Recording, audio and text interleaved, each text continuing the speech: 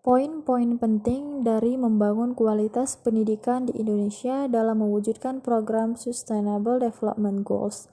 Yang pertama adalah pentingnya pendidikan berkualitas.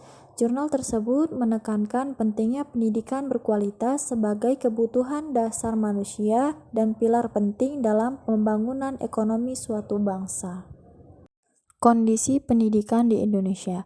Jurnal tersebut mengungkapkan bahwa kualitas pendidikan di Indonesia masih rendah dibandingkan dengan negara lain, meskipun akses terhadap pendidikan telah meningkat.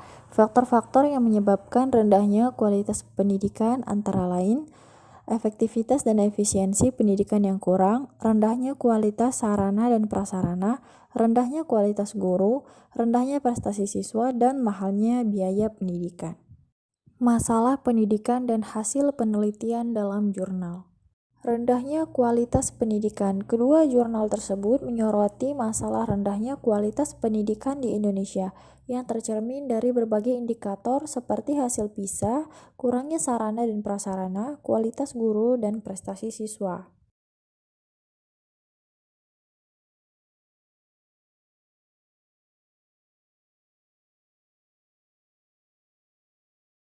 Berdasarkan analisis dari kedua jurnal, berikut adalah kaitan isi artikel dengan isu sosial politik dan sosial budaya dalam pendidikan dasar di berbagai negara.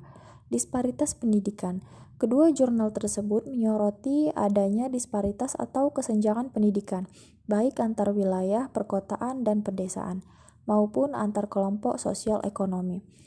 Jurnal Ekonomi, Teknologi, Sosial and Humanities menekankan bagaimana pembangunan infrastruktur pendidikan dapat mengurangi disparitas ini. Sementara jurnal dari Universitas Pahlawan menyoroti kesenjangan dalam hal sarana dan prasarana serta kualitas guru.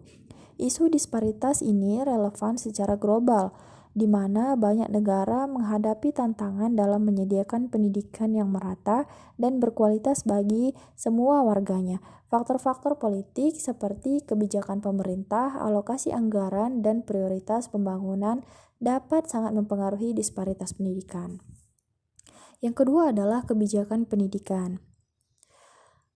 Jurnal Universitas Pahlawan membahas tentang pentingnya kebijakan pendidikan yang efektif dalam meningkatkan kualitas pendidikan. Upaya-upaya seperti peningkatan sarana dan prasarana, pelatihan guru, serta penerapan SDGs merupakan bagian dari kebijakan pendidikan. Isu kebijakan pendidikan ini sangat terkait dengan politik karena pemerintah memiliki peran penting dalam merumuskan dan melaksanakan kebijakan pendidikan. Kebijakan pendidikan yang baik dapat meningkatkan kualitas pendidikan, sementara kebijakan yang buruk dapat memperburuk masalah pendidikan.